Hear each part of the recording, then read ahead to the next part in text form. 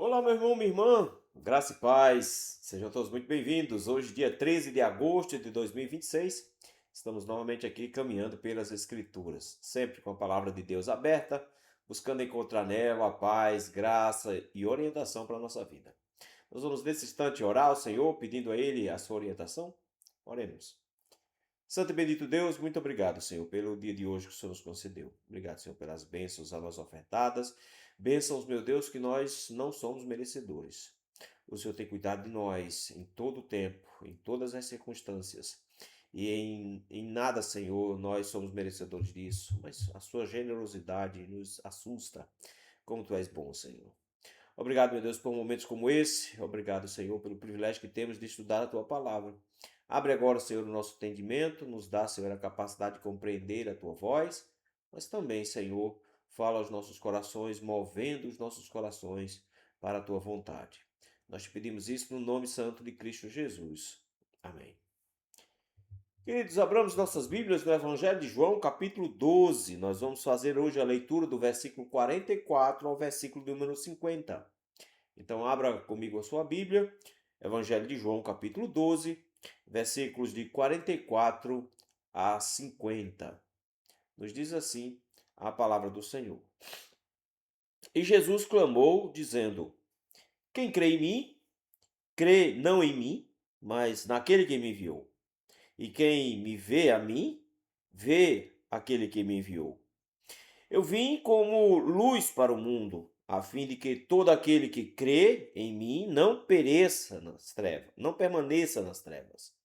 Se alguém ouvir as minhas palavras e não as guardar, eu não julgo, porque eu não vim para julgar o mundo, e sim para salvá-lo. Quem me rejeita e não recebe as minhas palavras, tem quem o julgue.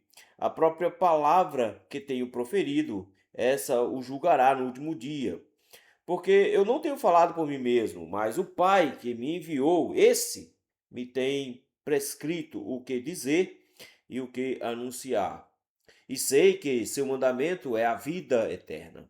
As coisas, pois, que eu falo, como o Pai me tem dito, assim falo. Interessante como as pessoas fazem a distinção, meus irmãos, na fé em Deus e a fé em Jesus Cristo. De alguma maneira, as pessoas ficam dizendo que creem em Deus, mas a maneira como elas se relacionam com Jesus é diferente. Talvez é porque elas pensam em Deus como uma espécie de força cósmica que contribui para as coisas acontecerem, que um ser meio impessoal. E aí fazem distinção entre Jesus. Jesus é mais ou menos um homem inspirador.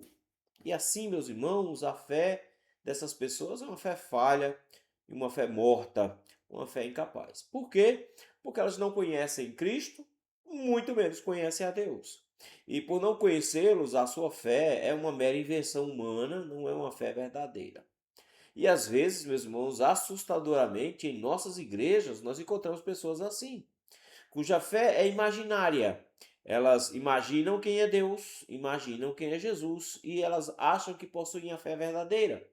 Na verdade, nós precisamos conhecer perfeitamente quem é Jesus, conhecendo assim a forma como nós nos relacionamos com Ele, para que possamos conhecer o Pai, para que nossa fé em Deus se manifeste. Ela precisa ser manifestada por meio de Jesus Cristo. É justamente, meus irmãos, sobre Jesus como essa revelação perfeita do Pai que o texto que nós acabamos de ler está tratando. O Evangelho de João gastou 12 capítulos falando sobre quem é Jesus. Mostrou isso por meio de sinais, mostrou isso por meio de discurso, mostrou isso até no meio de contendas, de brigas, de discussão com os fariseus. Em cada um desses momentos, o Senhor se revelou. Ele nos mostrou no meio dos milagres como ele é o Deus poderoso, que não só controla o universo, mas até a própria morte é controlada por ele. Em cada um desses momentos, nós vimos o Senhor se manifestando. Mas é interessante porque no texto que nós vimos na semana passada, nós vimos que diante de tantas coisas que Deus fez, de tantos milagres que o Senhor fez, o povo ainda manifestou a descrença. Então nós vimos que não é uma questão do quanto se vê, mas a incapacidade de ver que leva os homens à descrença. Segundo lugar, nós vimos na semana passada também de algumas pessoas que até creram, mas porque preferiram a glória dos homens a Deus, eles findaram não confessando. Essa fé também é inútil. Uma fé que não se apresenta ao mundo como crença verdadeira, não é uma crença verdadeira. Não tem como haver uma crença particular em Cristo. Essa crença particular em Cristo foi a invenção do mundo. A crença em Cristo tem que ser expressa, ela tem que ser manifestada, ela tem que ser confessada diante dos homens. Então nós vimos como isso tudo acontece. Então a explicação dada para isso tudo é que as pessoas não podem crer se o Senhor não produzir a fé nelas. Então a fé é uma obra divina, é Deus que produz isso no coração para que elas possam manifestar. Nesse sentido, então, a fé vem do próprio Deus. Por conta disso, o texto nos disse, meus irmãos, na semana atrasada, que o Senhor, após um discurso de quem ele era, se ocultou. O capítulo 12 é o encerramento do ministério público de Jesus. A partir do capítulo 13, ele vai se dirigir especificamente para os seus apóstolos, seus discípulos. Então vai ser um grupo muito mais reduzido. São os últimos momentos de vida de Jesus. Nós estamos na última semana aí, por volta da terça-feira, mais ou menos. E enquanto o texto nos disse que o Senhor se ocultou, o que nós vemos agora é um discurso. E a gente pensa assim, como é que o Senhor se ocultou e ele ficou discursando? Na verdade, ele tem um intervalo. Você tem um discurso de Jesus, você tem dizendo que ele se ocultou, você tem uma explicação de João sobre por que as pessoas não creram, e em seguida você tem um último discurso de Jesus. O que acontece aqui é que João não está preocupado com cronologia. Não é que João disse que o Senhor se afastou e depois ele fez um discurso. Na verdade, esse discurso provavelmente foi proferido antes. E ele vai funcionar aqui como uma espécie de resumo de quem Jesus é, para que a gente compreenda o próximo passo, que é o que Jesus vai fazer com a sua morte e com a sua ressurreição. Então, todo o evangelho aqui de João se resume nesses versículos aqui, onde ele vai falar sobre quem Jesus é nesse discurso. Ele vai falar sobre a missão de Jesus, ele vai falar sobre a pessoa de Jesus, ele vai falar sobre a relação de Jesus com Deus, ele vai falar sobre a reação das pessoas em relação a Jesus. Então é como se fosse um resumo, onde você tem um discurso final de Jesus resumido. Então não é cronológico, é lógico. João está fechando o ministério público de Jesus com um discurso que foi público. O texto faz questão de dizer, no versículo 44, que Jesus está proclamando, ele clamou. Então é um discurso público. Algo que as pessoas tinham vergonha de dizer nos versículos anteriores, que não confessam porque amam mais os homens do que a Deus. Jesus diz isso aos quatro ventos.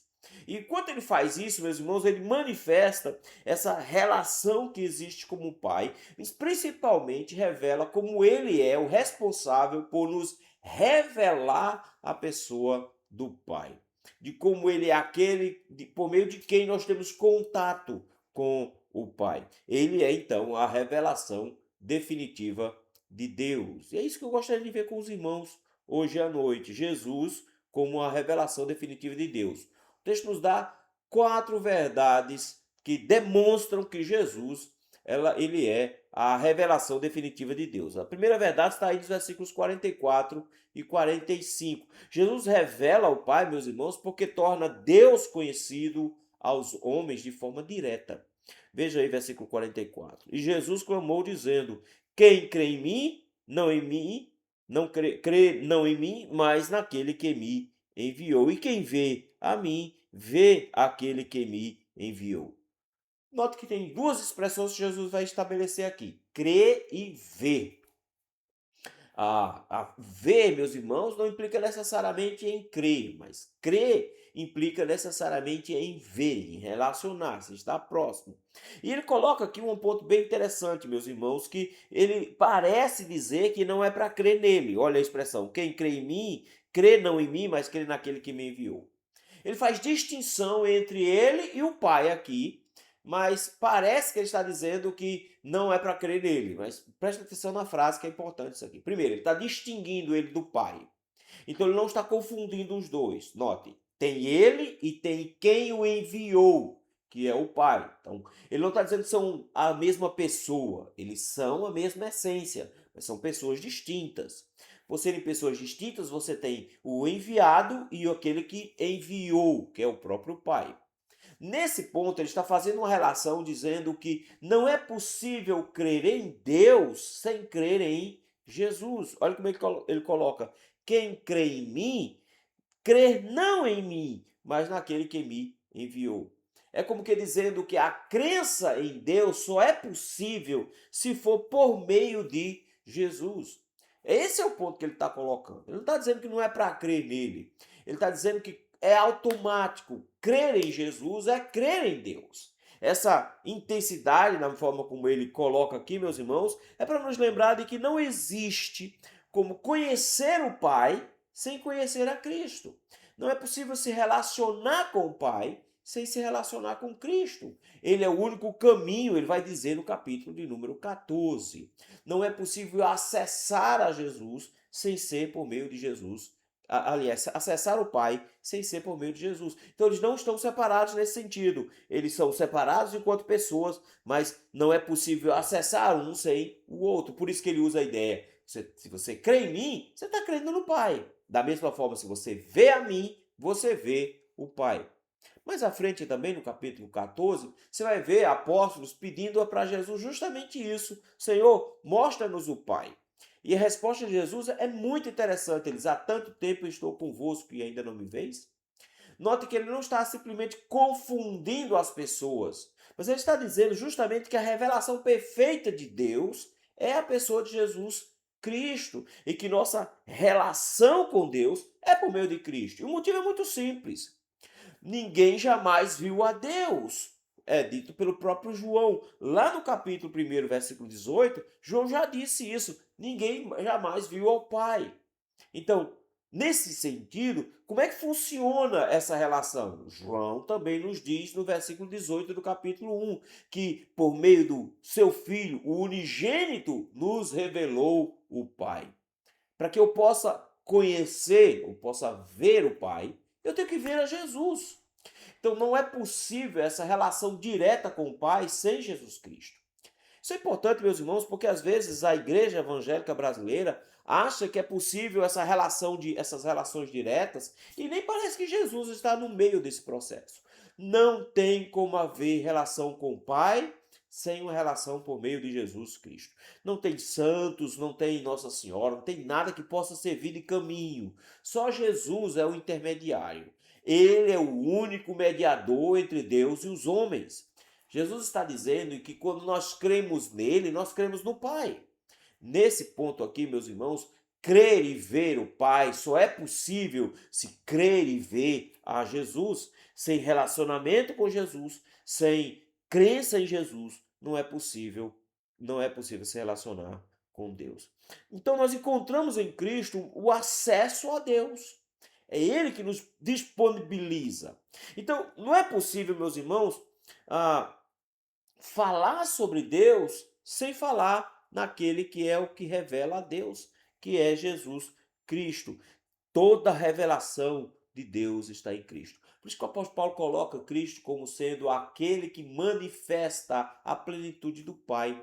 Ele é a revelação perfeita. Ele é a plenitude de Deus, a manifestação completa.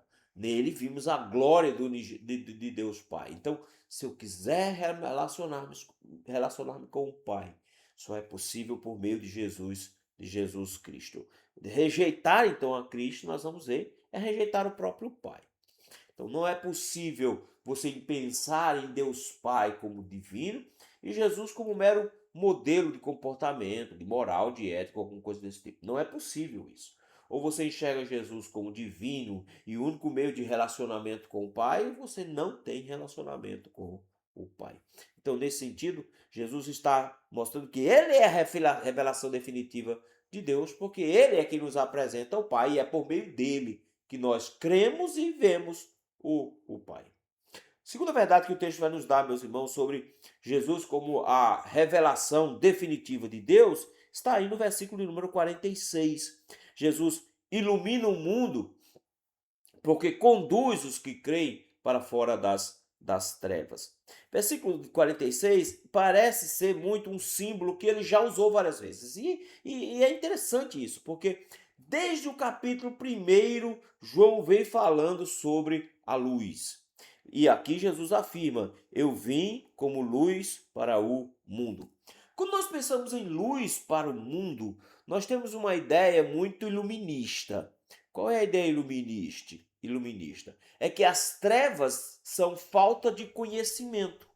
Então parece que o Jesus está dizendo que veio trazer informações, que veio trazer conhecimento. E não é bem isso. Não é a ideia iluminista do que seja luz aqui. Na verdade, meus irmãos, ele vai fazer um contraste com as trevas no versículo de número 46. E ele não está dizendo que trouxe luz para o mundo. Então ele não está trazendo conhecimento. Ele está dizendo que ele próprio é a luz. A ideia da luz está muito atrelada à própria glória de Deus. Ele é a manifestação da glória do Pai, essa luz que é a manifestação da glória. A Bíblia nos diz que Deus habita em luz inacessível. Então, essa presença iluminada, meus irmãos, é muito mais do que simplesmente trazer conhecimento. Então, ele não está dizendo, eu trouxe a luz. Ele diz, eu vim como a luz. Então, isso implica, meus irmãos, em duas coisas. Primeiro, quem ele é e qual é a sua missão.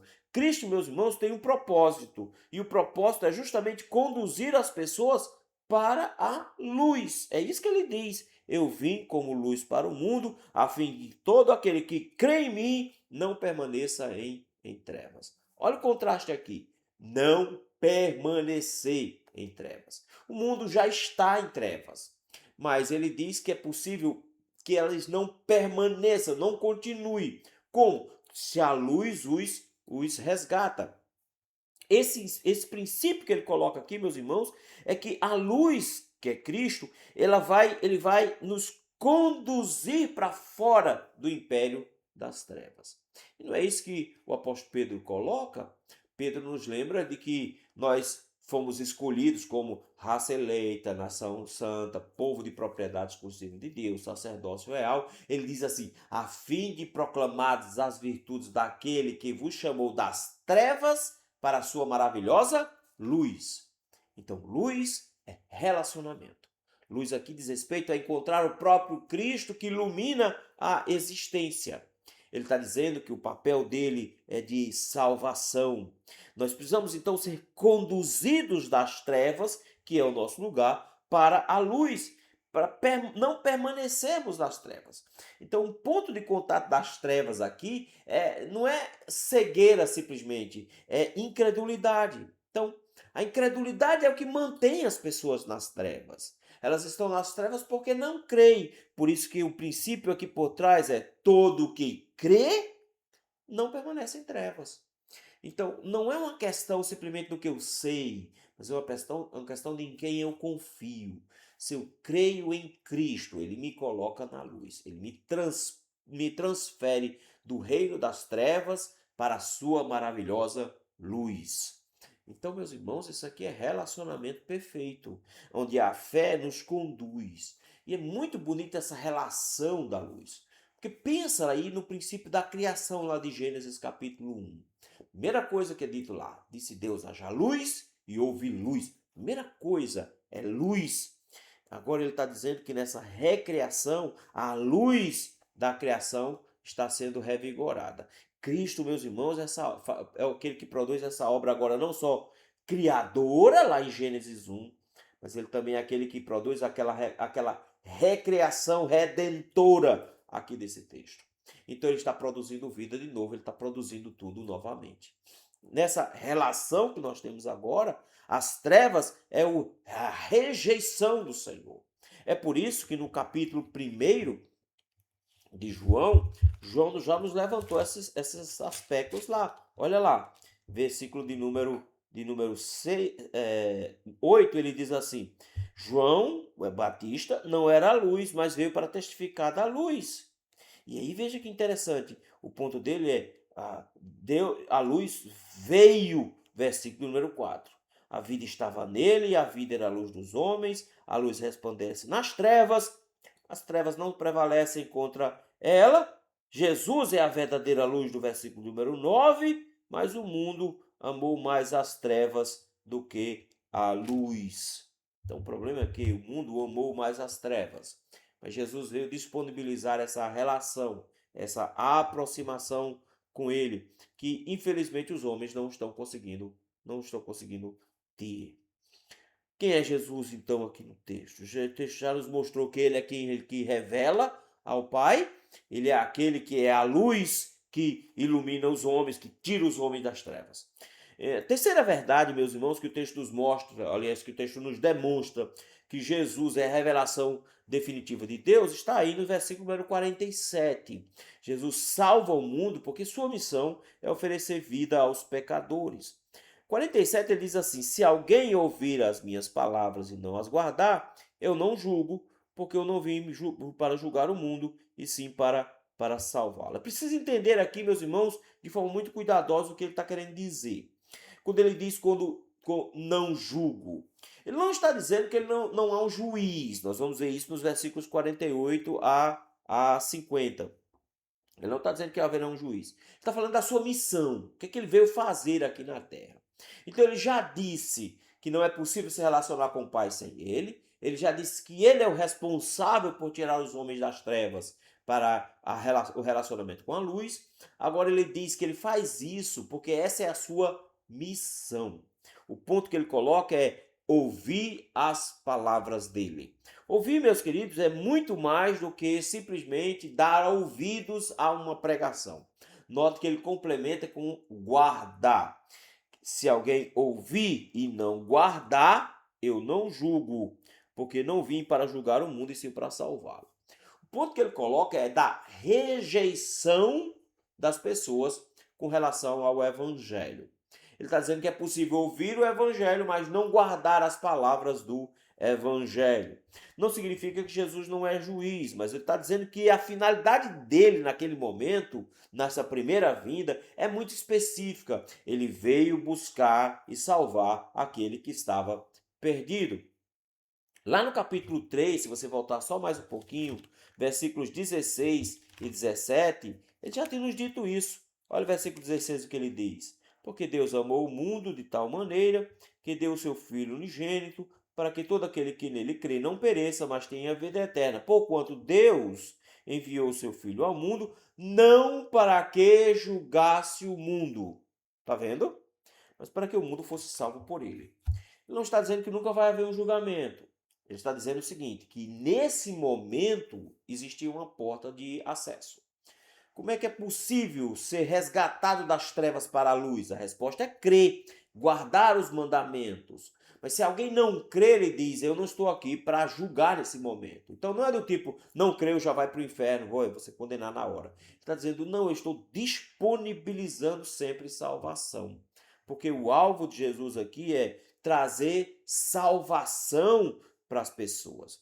Isso é importante diante do fato de que ele vai ser morto logo em seguida, e a forma como ele vai morrer é muito humilhante. Isso pode levar as pessoas a pensar que isso é uma derrota, mas na verdade não é. O que está mostrando é que a sua morte é para garantir salvação. Então Cristo veio para salvar. Se alguém rejeita o Senhor, está na verdade rejeitando a própria salvação. Rejeitar as palavras, ou seja, ouvir e não guardar, é rejeitar a própria salvação. Nesse sentido, meus irmãos, quando ele nos coloca isso, ele diz que ele veio fazer uma obra redentora. Era essa a missão dele. Ele veio salvar nesse instante. Mas isso nos leva a uma quarta e última verdade que demonstra como Jesus é a revelação definitiva de Deus, que é o versículo de número 48 em diante, quando vai nos dizer que Jesus julga porque sua palavra possui autoridade.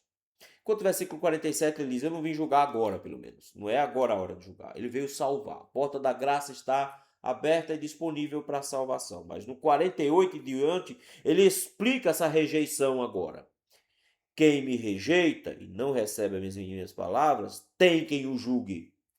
Então ele não está dizendo que quem rejeita o Senhor não vai ser julgado. Ele diz, vai ser julgado. Não nesse momento. O julgamento não é agora. Mas ele vai estabelecer o julgamento, a palavra dele como julgamento. Ele diz assim, tem quem o julgue. Quem é que vai julgá-lo? A própria palavra que tenho proferido. Isso aqui é interessante porque mostra como ele tem autoridade da parte de Deus, de forma que o que ele prega é o que o próprio Deus prega. Então ele está conectando lá em cima ele como revelação perfeita de Deus e aqui embaixo dizendo de que acontece com os homens quando rejeitam essa revelação. A pregação de Jesus não é tomada aqui, meus irmãos, como uma mera orientação. Ele simplesmente não está dizendo assim, olha, a minha palavra é uma palavra que você deveria prestar atenção simplesmente. Ele está dizendo que não, a palavra dele é a própria palavra de Deus. E que rejeitar a pregação dele era rejeitar o próprio Deus. Esse conceito, meus irmãos, do que diz respeito à pregação, essa relação que existe entre o que Jesus prega e o que o Deus mandou pregar, é muito importante aqui, porque ele está nos dizendo que rejeitar a pregação condena as pessoas. Quem me rejeita e não recebe as minhas palavras tem que o julgue. A própria palavra que tenho proferido, essa o julgará no último dia. Por quê? Versículo 49. Porque eu não tenho falado por mim mesmo, mas o Pai que me enviou, este tem me prescrito o que dizer e o que anunciar. Ele está dizendo, eu revelo o Pai por meio da pregação. Então ele está dizendo que esses homens lá de cima, os que não creram, ou os que creram, mas não confessaram, ao rejeitar a pregação, eles não estão rejeitando somente uma mensagem filosófica, teológica, alguma coisa do tipo. Eles estão rejeitando o próprio Deus. E nessa rejeição do próprio Deus, eles são condenados por causa dessa rejeição. Por isso, o versículo de número 50, ele diz assim, e eu sei que esse mandamento é a vida. Olha o oposto. Rejeitar a pregação é morte, é destruição, é ser julgado. Mas aceitar essa pregação é a vida eterna. Por quê? Porque são as palavras daquele que é o autor da vida. Ele está dizendo, eu falo do que eu trouxe do meu Pai. As coisas, pois, que eu falo, como o Pai me tem dito, assim falo. Ele diz, eu não estou falando de mim mesmo, eu estou falando do próprio Pai. A palavra de Cristo não pode ser tratada como uma palavra humana. Ela possui autoridade de vida eterna ou de morte eterna. Rejeição da pregação é rejeição eterna. Aceitação da pregação é vida eterna. A palavra de Cristo é vida, mas a rejeição da palavra de Cristo é morte. Então, nesse sentido, ele diz: eu revelo a própria mensagem do Pai. Inventa de rejeitar a mensagem dele e você vai ser julgado por essa própria rejeição. Ele revela o próprio Deus, Pai em pessoa. Ele, versículo número 46, ele revela a luz que tira os homens das trevas. Versículo 47, ele revela que ele é o Salvador e que rejeitá-lo é conseguir condenação. E por último ele diz, e minha pregação tem autoridade, porque eu trago essa palavra do próprio Deus. Quando nós pegamos essa revelação perfeita que Jesus faz de si mesmo aqui, isso traz algumas implicações bem sérias para a nossa vida, meus irmãos. Primeira implicação que o texto nos mostra, que nós precisamos compreender que não é possível se relacionar com Deus Pai sem olharmos para a pessoa de Cristo. Você não conhece a Deus se não conhece a Cristo. Você não se relaciona com Deus sem se relacionar com Cristo. É somente por meio de Cristo que nós podemos ter acesso ao Pai. As pessoas ficam tentando ter acesso ao Pai com seus próprios méritos, achando que, não, agora eu posso entrar. Quando a Bíblia nos diz que o véu do templo foi rasgado de alto a baixo e agora nós temos livre acesso, ele não está dizendo que você entra com suas próprias capacidades. Ele diz que você só entra à presença do Pai por causa do Cristo que o revela. Cristo é digno de adoração porque ele é divino. Então ele é o único que nos pode dar acesso ao Pai em Cristo. Cristo é Deus, meus irmãos. Cristo não é um mero homem. Então nós não podemos olhar para ele como sendo um homem qualquer. Pelo contrário, ele é o Deus encarnado. Então, nesse sentido, ele nos apresenta a nós com todas as qualidades divinas. E quando nós olhamos para Cristo, nós vemos sua compaixão, sua autoridade, nós vemos a obediência, o sacrifício. Tudo em Cristo aponta para o próprio Pai. De forma que nós só conhecemos a Deus se conhecermos a Cristo. Então não tem como você se relacionar com a primeira pessoa da Trindade sem Jesus. Sem se render a Cristo, você não tem acesso a Deus. Se você acha que tem esse acesso, você consegue orar, você consegue falar com Deus diretamente, sem Cristo, você não vai conseguir. Você não tem como se relacionar com o Pai sem se relacionar com Cristo. Então fica-nos um grande desafio de pensarmos em Cristo como a fonte de revelação perfeita de Deus. Cristo é a nossa grande paixão. Ele é aquele a quem nós adoramos. E isso tem que ficar bem claro na nossa mente, para a gente não rebaixá-lo a uma posição inferior. Segunda lição que o texto nos mostra, meus irmãos, da possibilidade de viver em trevas, não porque a luz não foi capaz de me iluminar, mas justamente porque eu não tenho acesso por falta de olhos. E o texto nos mostra então que eu não devo permanecer nas trevas, porque a luz já nos foi apresentada. E a luz aqui, meus irmãos, não é necessariamente conhecimento, não é o tanto que você sabe sobre Jesus, é o quanto você crê nele. O grande ponto aqui é confiar em Cristo, crer em Cristo. Então eu não só tenho a revelação do Pai perfeita em Cristo, mas eu preciso crer nele para ser retirado das trevas. Trevas aqui, meus irmãos, é justamente esse afastamento perfeito da luz que é Cristo. E só Ele, meus irmãos, é alvo da nossa fé. Crer em qualquer outra coisa é uma ofensa direta à própria pessoa de Jesus Cristo. Só Ele pode mudar a nossa condição, só Ele pode mudar a nossa existência. Então, não busque sair das trevas e ir para a luz sem Cristo, porque não é possível. Só Ele pode mostrar a luz a você. Só Ele será esse elemento de recriação que vai conduzir você das trevas para a sua maravilhosa luz. Só Ele pode fazer isso. A terceira lição que o texto nos mostra, meus irmãos, é que Cristo é apresentado como nosso Salvador, de maneira que eu tenho que aproveitar essa oportunidade. O texto nos diz que ele tem aberto essa porta de salvação. Nesse momento, ele não está te julgando, ele está tentando te salvar. E essa salvação, meus irmãos, é oferecida a nós de graça. E que o que nós precisamos fazer é crer nessa luz. Crer em Cristo é o que garante a nossa salvação. Mas a nossa descrença pode garantir a nossa condenação. Por isso, aproveite a oportunidade. Nós não podemos estar protelando essa oportunidade se Cristo veio para nos salvar. Na sua morte e ressurreição, a salvação nos foi garantida. Mas eu preciso reagir a essa salvação que Ele me concedeu, abraçando, aceitando esse evangelho. Porque a rejeição da palavra do Senhor é destruição, que nos leva à quarta e última lição aqui. Aprenda a se submeter à palavra do Senhor. Aprenda que a pregação da palavra é autoridade divina e que rejeitar a pregação, ignorar a pregação, é ignorar o próprio Deus, é ignorar a pessoa de Jesus Cristo. Ele diz: você agora pode não estar sendo julgado porque eu estou disponibilizando salvação a você, mas a salvação vem pela pregação, a fé vem pelo ouvir e ouvir a palavra. Mas se você rejeita a palavra, você não vai conseguir salvação. Então pense comigo aqui nos efeitos opostos, aliás, contrários.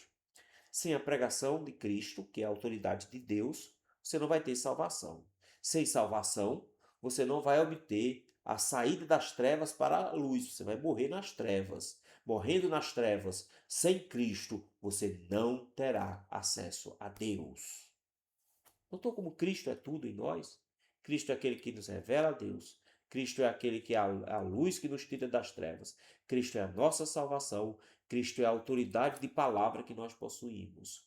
Por isso, todo o processo invertido deveria nos chamar a atenção. Fique atento se você rejeita a pregação. Porque se você tem rejeitado a pregação, fique atento porque você está debaixo de julgamento da parte de Deus. Ele veio te salvar, mas a sua descrença está produzindo condenação. Ele veio te salvar, mas a sua descrença o te impede de ser resgatado das trevas para a luz. E se você não estiver na luz, você não terá acesso ao Pai, por meio de Jesus Cristo. As pessoas acham que pode se relacionar com Deus, meus irmãos, sem Jesus. O texto nos acabou de dizer que isso é impossível. Que você precisa abraçar a sua pregação para poder ter sido retirado das trevas e salvo por Ele e ter acesso ao Pai. sem acatar a pregação dele, que é autoritativa, sem acatar a mensagem dele, você vai permanecer em trevas. O julgamento virá por causa dessa rejeição. E você não terá acesso ao Pai por conta disso. Então, relacionar-se com o Pai só é possível por meio de Cristo, porque Ele é o único que nos revelou plenamente o Pai. Vamos orar? Obrigado, Senhor, porque na pessoa de Cristo nós temos tudo o que precisamos. Nós temos a revelação do Pai, relacionamento com Ele, nós temos a luz em que nós habitaremos por toda a eternidade, porque Ele nos resgatou das trevas, de distanciamento do Senhor que nós estávamos. O Senhor veio nos salvar e nos oferece salvação sempre, e nós somos muito gratos por isso o Senhor nos ajuda a abraçarmos a Tua palavra como expressão disso. Porque tudo depende da Tua palavra. Se tem alguém aqui, Senhor, que tem rejeitado a pregação, tem ignorado a mensagem do Teu Evangelho, tem misericórdia, Senhor. Toca esse coração e transforma, de tal maneira que a sua salvação o alcance, que o Senhor consiga retirá-lo das trevas para a luz, e ele tenha, Senhor, acesso ao Pai. Ajuda, Senhor, esse irmão, para que possa conhecer o Senhor plenamente. Obrigado, Senhor, pelo que o Senhor já fez no nosso coração. Nos mantém firmes, Senhor, submissos à Tua palavra, nos relacionando com o Senhor. É assim que nós te oramos no nome de Jesus Cristo. Amém. Querido, muito obrigado pela companhia. É uma alegria imensa poder meditar na palavra. E como é bom conhecermos um pouco mais sobre a pessoa de Jesus Cristo. Toda quinta-feira nós estamos aqui caminhando pelas Escrituras às 7 horas da noite. Você é nosso convidado. Se você ainda não é inscrito, se inscreve no nosso canal. Assim você vai poder acompanhar sequências inteiras de estudos na Escritura Sagrada para conhecê-la. Mas se você já é inscrito, não esquece de curtir, comentar e compartilhar para que outras pessoas também possam ter acesso à palavra de Deus. Se você é aqui de Recife, você é nosso convidado. Todo domingo pela manhã e à noite nós nos reunimos ali na Igreja Presbiteriana no Lago da Paz. Domingo amanhã às 9h30 da manhã e às 6 horas da noite nós estamos ali. Você é nosso convidado aqui na Igreja Presbiteriana no Lago da Paz, no bairro de Afogados, em Recife. Nós ficamos por aqui, meus irmãos, e voltamos com a graça do Senhor na próxima quinta-feira, se assim o Senhor nos permitir. Até lá. Tchau, tchau.